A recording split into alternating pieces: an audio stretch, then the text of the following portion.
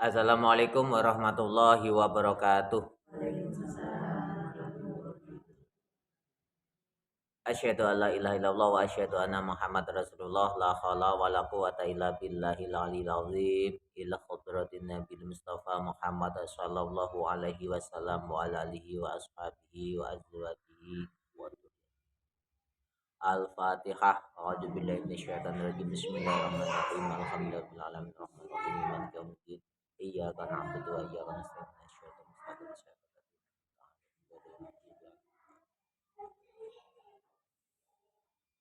Al-Fatihah. A'udzu billahi minasyaitonir rajim. Bismillahirrahmanirrahim. Alhamdulillahirabbil alamin arrahmanir rahim maliki yaumiddin.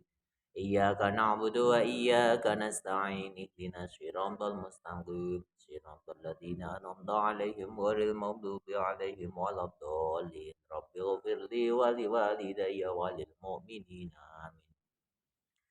Bismillahirrahmanirrahim. Alhamdulillahirabbil alamin. Allahumma sholli ala sayidina Muhammad amma ba'du.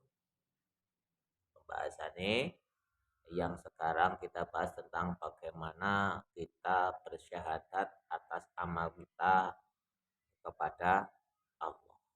Jadi kalimat syahadat itu asyhadu alla ilaha illallah. Bahwasanya kita bersaksi tiada Tuhan selain Allah. Maka Allah itu Rabbil alamina, pangeran atau Tuhan yang mengirani atau yang menuhani jagat raya atau seluruh alam semesta.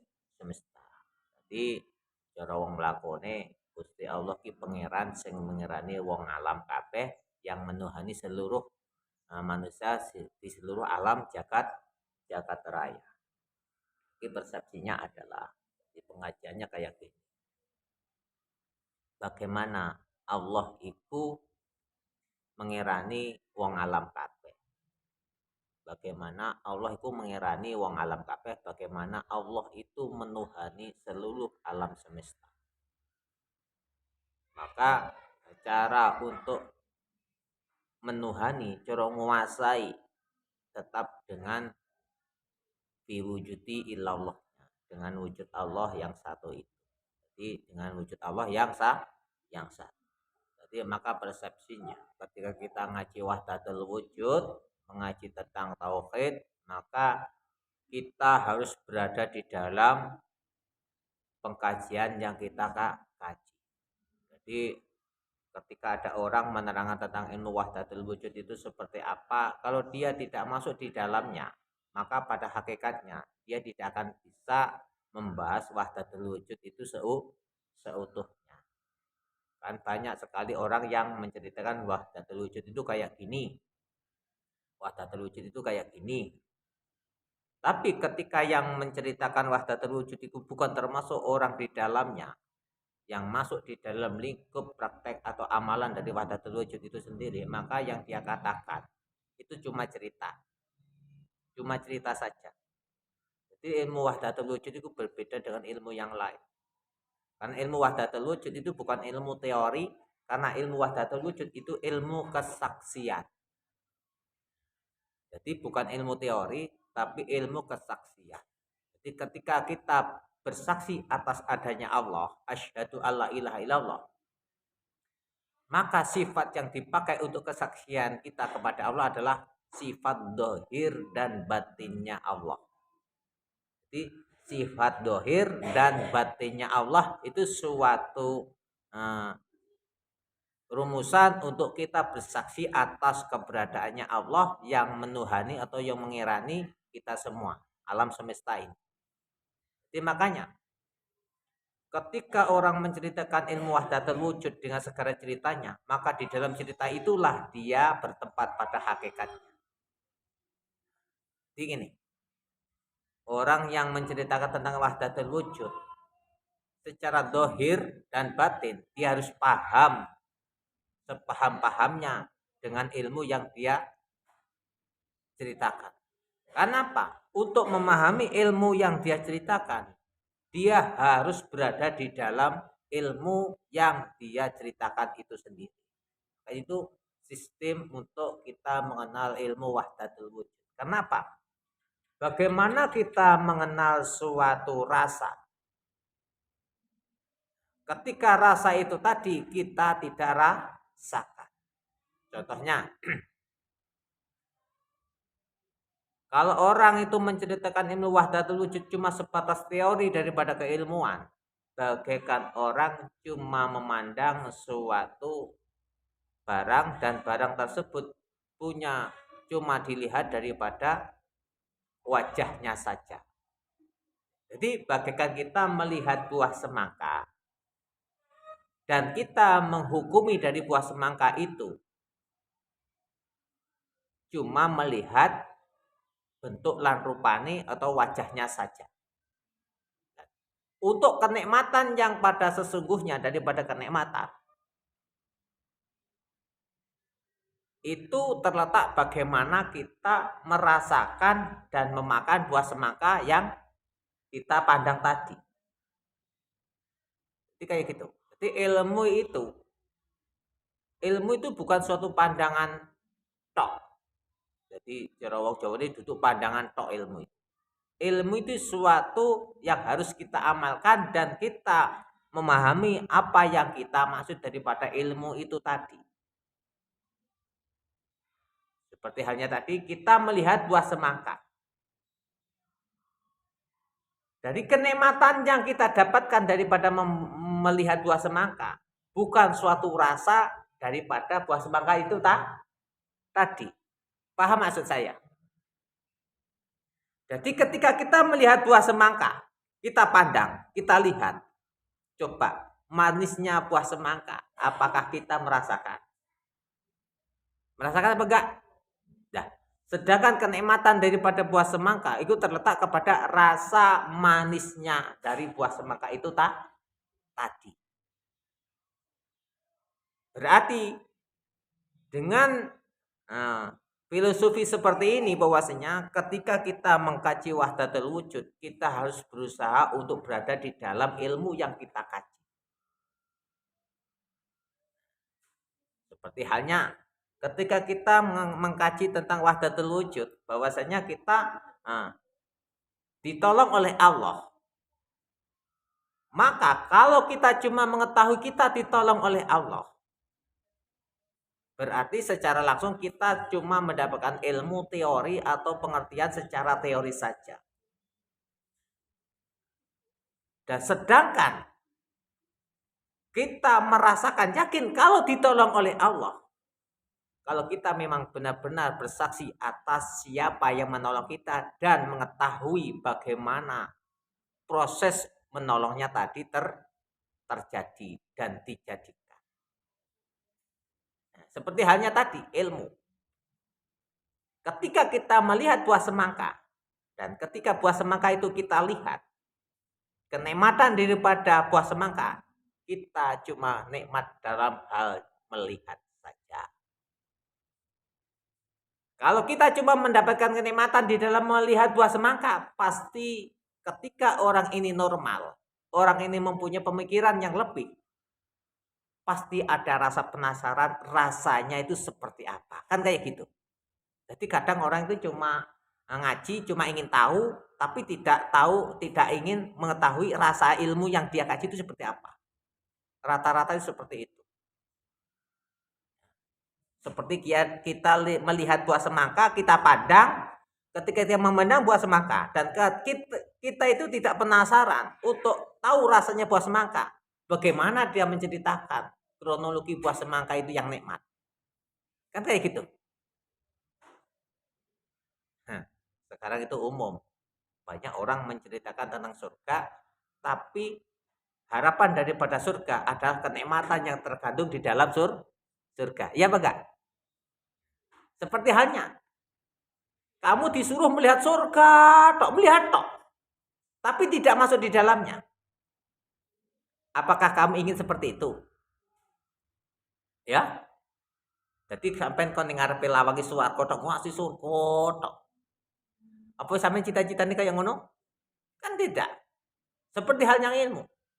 Ketika kita belajar ngaji dan mengaji suatu ilmu, kita cuma memandang tok. Tidak masuk di dalamnya. Bagaikan orang yang melihat surga tanpa ada izin untuk memasukinya. Maka pada hakikat rasa daripada surga itu tadi, dia tidak akan bisa merasakan. Kenapa? Dia cuma merasakan kenikmatan untuk memandang surga. Pasti yang timbul akan rasa penyiksaan. Wah, iki kok iso kayak gitu? Iya. Coba kowe ngasih semongko, sampai melihat semongko, tidak punya uang. Semongko ini gede. Ini duit tekan dia duit. Kadang itu kan gak duit. Ini cerita ya. Duh, gini loh semongko ki rasane kaya apa. Akhirnya timbul rasa ingin nikmatnya rasanya buah semangka.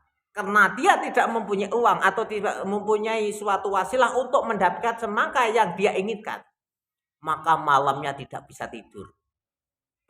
Semongko sini terkenal rasanya kike koyo opo mah ndak gini. Kan kayak gitu. Makanya kalau kita cuma mengetahui dari segi keilmuan dengan cuma melihat saja, dan kita tidak masuk di dalamnya dan merasakan keilmuan yang kita kaji, pada hakikatnya bagi orang-orang yang normal, bagi orang-orang yang normal di dalamnya, pasti ada penasaran rasa daripada ilmu yang dikaji itu seperti apa. Nah, untuk memahami tentang ilmu wahdatul wujud, kita harus masuk di dalamnya. Selain kita mengetahui dan kita harus masuk di dalam, cara wong mlakune awake dhewe ngaji, ya awake dhewe yo ngamalno ilmu sing awake dhewe. Makanya di dalam wahdatul wujud setiap syariat itu pasti ada kronologi pengkajiannya. Contohnya, asyhadu alla ilaha illallah. Kita bersaksi atas Allah.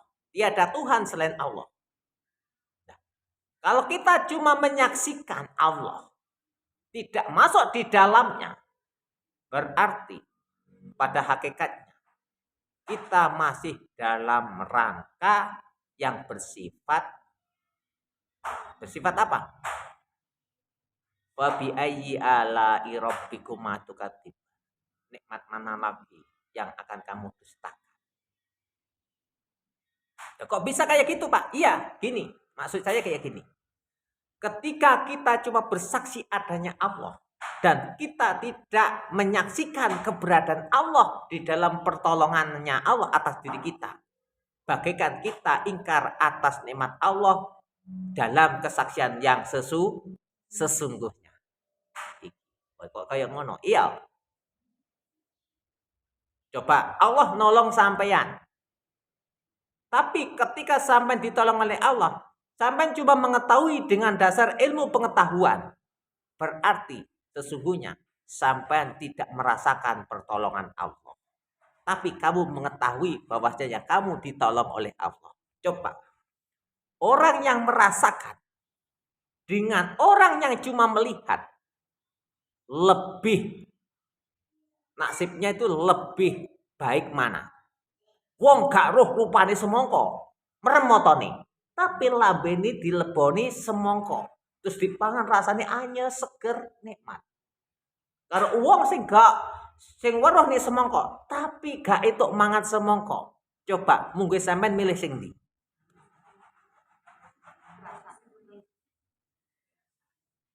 Loh, lak ngarani aku iki ya padha gak penake. Makanya syahadat itu asyhadu alla ilaha illallah dalam mengamalkan syahadat harus terletak kepada sifat dohir dan batinnya Allah. Secara dohir kita asyhadu alla ilaha illallah wa asyhadu anna Muhammad, terus secara batin kita merasakan syahadat yang kita ucapkan bagaimana kita bersaksi atas adanya Allah. Ini fungsinya. Maksudnya kayak gitu. Jadi wahdatul wujud ini mengajarkan bagaimana kita bersaksi atas adanya Allah, tiada Tuhan selain Allah. Secara dohir, secara batin kita masuk di dalam kesaksian kita atas keberadaan Allah, bagaimana Allah menolong kita. Di akhirnya kita mengetahui bahwasanya apa yang kita rasakan semuanya terletak kepada satu wujud yang sama. Kita melihat bahwasanya bukan manusia hakikatnya yang melihat, karena itu semuanya penglihatan daripada Allah. Di kita merasa dekat dengan Allah karena Allah maha melihat. Dan kita melihat karena pertolongan penglihatannya Allah. Itu namanya salah satu untuk merasakan suatu keilmuan. Kita mendengar bahwasanya ya pada hakikatnya yang mendengar bukan kita manusia. Jadi yang mendengar bukan kita manusia. Karena pada hakikatnya yang kuasa mendengarkan atau melihat innallaha wasamul basir adalah Allah. Kita bertempat kepada dua sifat Allah, samiun, basirun, dan kedua sifat itu terletak kepada satu, bertempat kepada wujud yang sama, Allah. Ini untuk mengetahui. Kita itu mengangkat tangan, sedangkan tangan yang kita angkat ini adalah tangannya Allah. Karena apa? Sifat malikun terletak kepada sifatnya Allah. Maka tiada memiliki tangan selain Allah. Maka pada hakikatnya, apa yang kamu lihat adalah tangannya Allah. Kamu tidak akan pernah mengenal tangan manusia sama sekali, atau tangan hewan sama sekali, atau tangan siapapun sama sekali selain tangannya Allah. Di saat itu, maka rasa itu bagaikan sampean itu memakan buah semangka dan merasakan daripada ilmu yang sampean kaji dari sini. Jadi akhirnya tangan yang kamu angkat itu adalah tangan Allah. Nah, bagaimana Allah menolong sampai mengangkat tangannya Allah fi wujudi illallah, dengan kuasa Allah, dengan kekuatan Allah, maka tangan itu terangkat. Maka pada hakikatnya yang mengangkat tangannya Allah adalah Allah itu sendiri. Ini kajian Wahdatul Wujud. Dalam rangka kesaksian kita atas asyhadu alla ilaha illallah, atas Allah Ta'ala, maka secara zahir dan batin bahwasanya seluruh yang ada di dalam peradaan yang diadakan oleh Allah bertempat kepada satu wujud yang mengadakan, yaitu Allah itu sendiri. Nah ini cara kita untuk masuk di dalam ilmu wahdatul wujud. Jangan sampai keliru. Ilmu wahdatul wujud itu tidak menuhankan atau mengerankan makhluk. Makhluk tetap pada kodratnya, makhluk tetap ciptaan Allah. Dan Allah tetap sang maha pencipta. Makanya ilmu wahdatul wujud itu sangat sensitif sekali. Ketika kita tidak mengkaji secara dalam daripada wahdatul wujud, akhirnya terjadi simpang siur suatu keterangan. Bagaimana orang menerangkan wahdatul wujud, tapi orang yang menerangkan tidak merasakan keberadaan daripada wahdatul wujud itu sendiri. Cuma teori. Terus, jadi makanya asyhadu alla ilaha illallah, nakseni Allah kelawan dohir dan batinnya Allah, bukan dohir dan batinnya manusia, bukan. Maka di situ kesaksian yang terjadi adalah karena ciptaan Allah fi wujudi illallah, ing dalam wujud Allah itu sendiri, dan bi wujudi illallah kelawan wujud Allah itu sendiri. Maka keberadaan makhluk karena keberadaan Allah yang maha kuasa. Bukan berarti makhluk itu yang kuasa, bukan. Makhluk tetap makhluk yang dikuasai oleh Allah. Makanya di situ ada kalimat Rabbil alamina. Apa yang dimaksud alam? Seluruh lingkup suatu tempat, ruangan, atau apapun yang di situ Allah menciptakan makhluk, pasti akan ditujukan kepada satu alam yang berbeda-beda. Dari alam yang berbeda-beda itu tadilah Allah menguasai seluruh alam dengan satu wujud yang sama, yaitu wujud Allah itu sendiri. Itu persepsinya. Jadi makanya kalimat asyhadu alla ilaha illallah itu kita syahadat dengan Allah. Jangan cuma pakai teori tok, tapi kita harus masuk di dalam syahadat yang kita syahadati. Seperti kita melihat buah semangka. Kita melihat buah semangka dan memakan buah semangka. Maka ketika kita memberikan suatu keterangan atas semangka yang kita pandang dan kita makan, secara dohir batin pasti akan konkret. Tidak akan ada sesuatu hal yang di situ yang harus kita tutupi karena kebodohan kita ini. Kenapa? Ono wong nerangne semangka mek roh rupane semangka gak roh rasane diterangne. Wah, semangka iku legi. Mengatakan semangka itu manis itu pasti kebohongan. Kenapa? Rasa manis bukan terletak kepada pandangan mata kita. Karena rasa manis terletak kepada lidah kita. Kalau kita melihat semangka itu dalam keadaan manis, kita harus melihat dan memakannya. Melihat dengan mata dan melihat dengan lidah. Itu secara wasilah. Secara hakikat, melihat dengan wujud Allah dan merasakan dengan wujud Allah yang satu. Jadi ilmu itu rata-rata itu seperti itu. Jadi rata-rata orang itu mempelajari ilmu itu cuma teorinya saja. Dia tidak masuk di dalam keilmuan itu tadi. Jadi banyak ilmu wahdatul wujud itu harus ketika menerangkan ilmu wahdatul wujud. Kalau cuma teori yang diterangkan, itu pasti banyak kebohongan. Kenapa? Ilmu wahdatul wujud itu sifatnya terletak kepada satu wujud yang sama. Menerangkan tentang zat Allah. Allah yang bersifat dohir dan batin. Secara dohir, kita merasakan keberadaan di dalam keberadaan kita. Secara batin, kita bersaksi atas keberadaan hati, rasa, dan perasaan kita yang berada di dalam perasaan dengan alam rasa.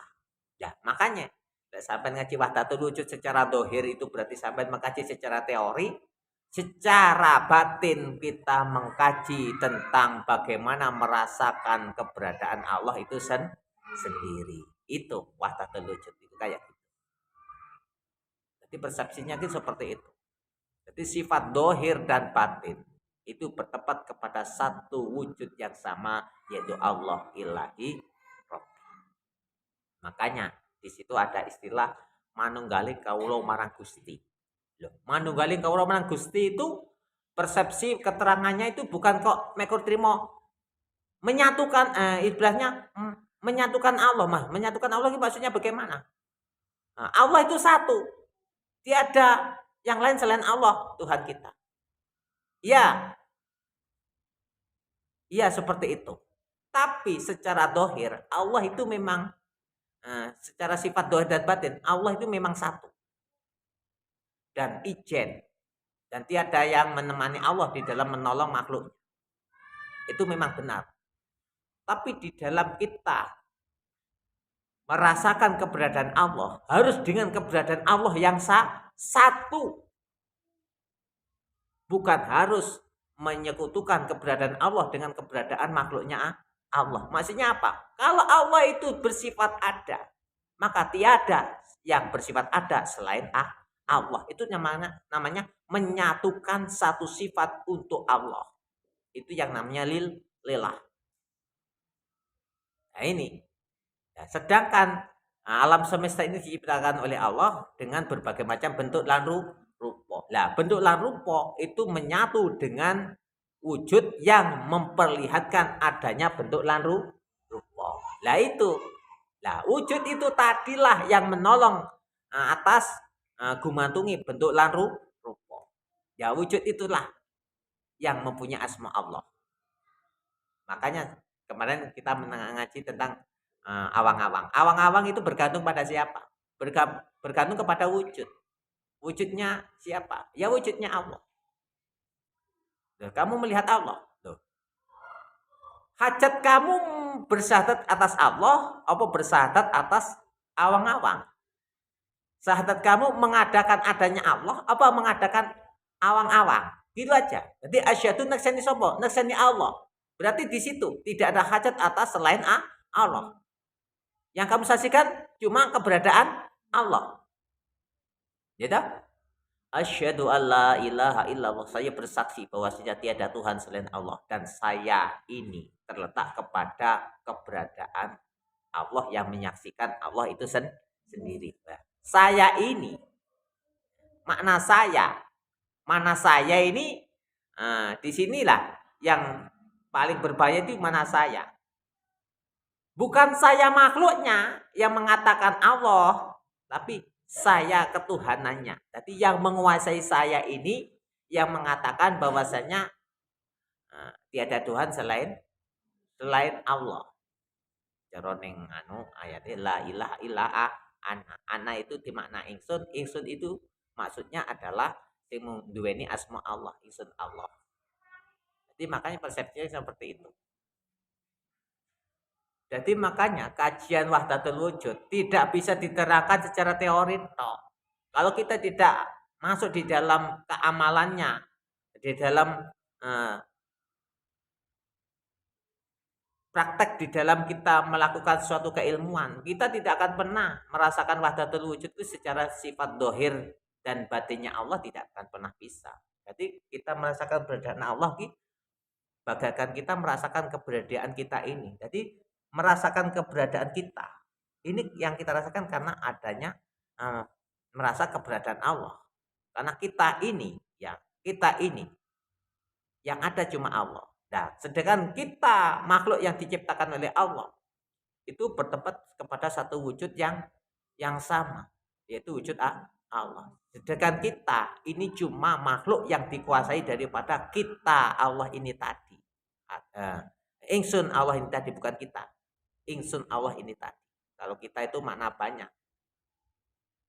Jadi keterangan kita tadi yang saya terangkan itu masuk ke dalam kerahmatan. Jadi rupa-rupanya rahmat, saane rahmat kabeh itu fi wujudillah. Allah merahmati langit bumi seisinya dengan wujud satu yang sama, itu wujud Allah. Jadi makanya pembahasan kita itu bisa dikembalikan dengan bahasa ingsun. Maksudnya apa? Karena kita itu terletak kepada kemakhlukan, banyaknya suatu keberadaan yang diadakan. Dan ingsun itu terletak kepada satu wujud yang disatukan. Maksudnya diyakini dengan keberadaannya yang satu. Itu Allah ilahi Rabbi. Jadi ya akhirnya subhanallah. Subhanallah. Subhana maha suci sapa Allah Gusti Allah. Mengapa? Karena manusia yang sudah kembali kepada Allah dengan seutuhnya, dengan keberadaan Allah yang seutuhnya, pada hakikatnya dia sudah kembali kepada Allah dalam keadaan masih dikuasai oleh Allah secara dunia ini, di dalam kefanaan ini. Jadi makanya disempurnakan dengan kalimat innalillahi wa inna ilaihi rajiun. Sudah mati sebelum dimatikan oleh Allah. Mati di dalam hukum hakikatnya, bukan mati di dalam hukum syariat. Jadi mana innalillahi wa inna ilaihi rajiun. Kapan saja kita bisa kembali kepada Allah tanpa harus didatangi malaikat pencabut nyawa. Kenapa? Pada hakikatnya hidup dan mati kita cuma di tangan Allah. Hidup dan mati kita cuma di situ ada izin Allah. Biidni ilah Allah. Bagaimana Allah itu mengizinkan kita biwujud Allahnya. Allah mengizinkan kita hidup dan mati dengan wujud Allah itu sendiri. Kalaupun ada cerita malaikat yang mencabut nyawa, itu adalah wasilah daripada sebab dan akibat bagaimana kita proses untuk kembali kepada Allah secara syariah. Makanya persepsinya ya, pengajian wahdatul wujud tidak boleh dingaji bagi orang-orang yang cuma mengetahui tentang teori. Karena teori ini masih dikuasai oleh hati, akal, dan pikiran dan kepentingan-kepentingan di dalam teori yang dia pelajari.